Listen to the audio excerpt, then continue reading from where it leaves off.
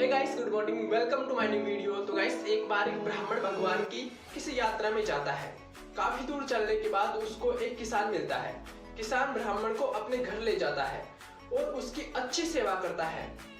ब्राह्मण को अच्छा भोजन खिलाता है। ब्राह्मण किसान की सेवा से बहुत प्रसन्न होता है और किसान को आशीर्वाद देता है कि तुम्हारी संपत्ति हमेशा हमेशा के लिए ऐसी ही बनी रहे।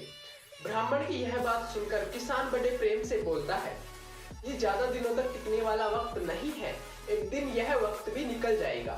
ब्राह्मण को किसान की यह बातें समझ में नहीं आती है और वह अपनी यात्रा के लिए निकल पड़ता है।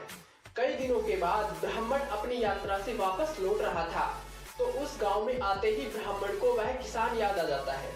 वह किसान से मिलने के लिए उसके घर पर जाता है और देखता है कि किसान का सारा धन वैभव समाप्त हो चुका था और वह अपने उसी ही गांव के जमींदार के नौकरी करने लग गया था।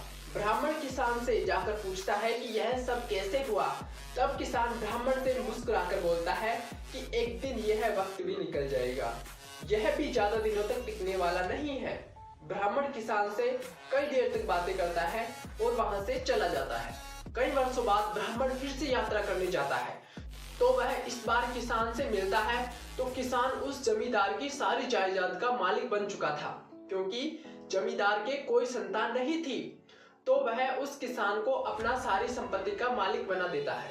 किसान को ब्राह्मण इस बार आशीर्वाद देता है कि तुम्हारा सारा धन वैभव ऐसा ही बना रहे, तुम्हारी संपत्ति ऐसी ही बनी रहे। किसान ब्राह्मण से बोलता है कि आप क्यों चिंता करते हो, एक दिन यह वक्त भी निकल जाएगा। लाइफ में कुछ भी स्थायी नहीं है, धीरे धीरे सब कुछ बदलता रहता है। ब्राह्मण अपनी यात्रा में फिर से चला जाता है। कई वर्षों बाद जब ब्राह्मण वापस लौटता है और किसान से मिलता है तो किसान मर चुका था और उसके बड़े से घर में कबूतर गुटरगू कर रहे थे। सारी बेटियां ससुराल चली जाती है। किसान की पत्नी एक कोने में पड़ी हुई थी। तब ब्राह्मण सोचता है, किसान बहुत अच्छा आदमी था, एक बार शमशान में जाकर उसका शरीर जिस मिट्टी में मिला है उससे तो मिल लूं। ब्राह्मण शमशान में जाता है और उसके शरीर की जो मिट्टी थी उसके पास जाकर खड़ा होता है तो किसान ने अपनी राख के ऊपर लिखवा रखा था कि एक दिन यह राख भी नहीं रहेगी।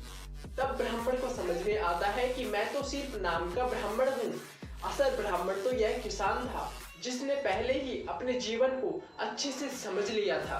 तो दोस्तों, इस कहानी से हमें सीख मिलती है कि लाइफ में कैसा भी वक्त हो, अच्छा हो या बुरा हो, कभी घबराना नहीं चाहिए क्योंकि वक्त बदलता रहता है। दोस्तों, आज के लिए इतना ही, मिलेंगे जल्दी ऐसी ही कोई नई कहानी के साथ। तब तक के लिए अपना ख्याल रखिए और हमेशा हमेशा के लिए मुस्कुराते रहिए।